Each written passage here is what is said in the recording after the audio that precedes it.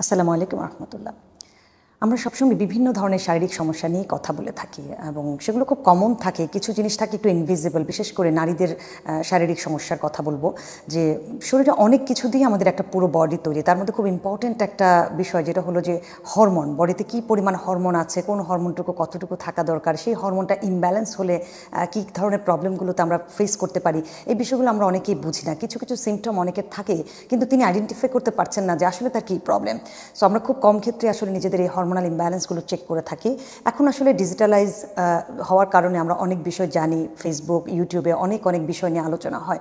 সেরকমই আজকে বলবো যে মেয়েদের শরীরে যখন হরমোন ইমব্যালেন্স তৈরি হয়, তখন আসলে কখন সে বুঝবে যে তার হরমোনগুলো ইমব্যালেন্স। হরমোনের অনেকগুলো ক্যাটাগরি আছে, অনেক ধরনের হরমোন থাকে। আমাদের গ্রোথ হরমোন থাকে, থাইরয়েড হরমোন থাকে, স্ট্রোজেন, প্রোজেস্টেরন, পিরিয়ডের সাথে রিলেটেড অনেকগুলো হরমোন থাকে। সো সাধারণত আমরা কিন্তু আসলে এই হরমোনগুলো চেক করি না, বাট কিছু কিছু কন্ডিশনে চেক করতে পারবেন আপনি। যখন আপনি দেখবেন যে অনেকের আছে এই হরমোনজনিত একটা মেটাবলিক ডিসঅর্ডার তৈরি হয়, ওজন বেড়ে যায়, স্কিন নষ্ট হয়, একনি তৈরি হয় এবং তার হেয়ার ফল হচ্ছে, ঘুম চলে যাচ্ছে, মুড সুইং হচ্ছে, ইরেগুলার পিরিয়ড হচ্ছে, মেজাজ খিটখিটে হয়ে যাচ্ছে। এই বিষয়গুলো যখন আপনি বুঝতে পারবেন, তখন বুঝবেন কোনো না কোনো হরমোন আপনাকে ডিস্টার্ব করছে এবং সে ইমব্যালেন্স হয়ে আছে। কমনলি আমরা উইমেনদের পিসিওডির কথা জানি, অর্থাৎ পিরিয়ডটা ইরেগুলার হয়ে যায় পিসিওডিতে। পলিসিস্টিক ওভারিয়ান সিনড্রোম, এটাও কিন্তু আপনার হরমোন ইমব্যালেন্স থেকে পিরিয়ডটা ইরেগুলার হয়ে যায়। এক্সট্রা হেয়ার, বডিতে অনেক সময় বিভিন্ন ধরনের জায়গায় আপনার অনেক ধরনের হেয়ার গ্রো করা শুরু করে দেয়, বা দেখা গেছে যে একজন উইমেনকে অনেক সময় পুরুষের মতোই লাগে, তার একেবারে দাড়ি গ্রোথ হয়ে যাচ্ছে। এই সবই কিন্তু আপনার হরমোন ইমব্যালেন্সের কারণে। সো খেয়াল করতে হবে এটা পারিবারিকভাবে কারো আছে কি না। যদি না থাকে, আপনার ফুড হ্যাবিটটা কেমন আছে সেটি খেয়াল করতে হবে। ওজন কি দিন দিন বেড়ে যাচ্ছে কিনা, তাও অনেক সময় ওজন বেড়ে গিয়ে হরমোনটা আপনার ইমব্যালেন্স হয়ে যেতে পারে, এবং এই হরমোনগুলো ইমব্যালেন্স হলে ফিউচারে যেটা হয় ইনফার্টিলিটির জন্য দায়ী হয়। বা অনেক সময় আছে কনজুগাল লাইফ, বা আপনি ম্যারিড লাইফ লিড করছেন, একটা নির্দিষ্ট টাইমের পরে পার্টনারের সাথে আপনার কোনো কিছুই ভালো লাগছে না, কারণ হলো আপনার হরমোনটা কমে গেছে, বা একটা হরমোনের আধিক্যে আরেকটা হরমোনটা লো হয়ে গেছে। লাইক আপনার থাইরয়েড হাইপোথাইরয়েড হয়েছে, বা পলিসিস্টিক ওভারিয়ান সিনড্রোম আছে। এরকম অনেক ক্ষেত্রে দেখা গেছে যে মেয়েদের সেক্স হরমোনটাই তখন কমে যায়। সো তখন সে পার্টনারের সাথে কিন্তু ভালো সম্পর্ক রাখতে পারে না।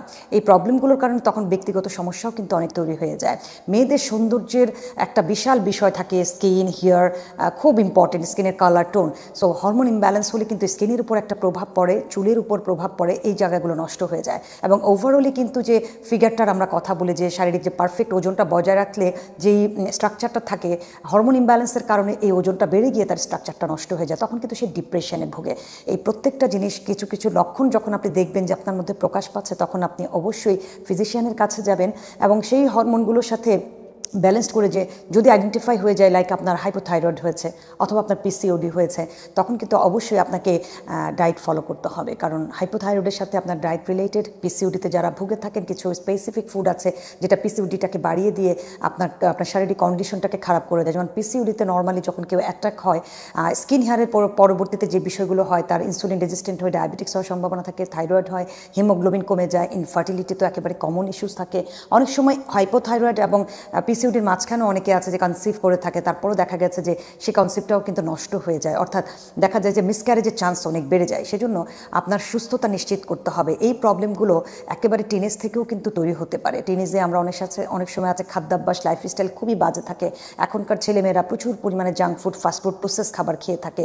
এই ধরনের খাবারগুলো কিন্তু আপনার বডির হরমোনের উপর প্রভাব বিস্তার করে, যার কারণে হরমোনগুলো তখন ভালো পারফর্ম করে না। এবং আমরা আছে অনেক সময় একেবারে ইনঅ্যাক্টিভ লাইফ, আমরা শিশু কিশোরদের কোনো খেলাধুলা ইনভলভ করি না, ডিভাইস নিয়ে বসে থাকে, শুধু খাবার খাচ্ছে, পড়ালেখা করছে, এতটুকু। বা নানা কারণে তারাও স্ট্রেসফুল থাকে, পারিবারিক কারণে।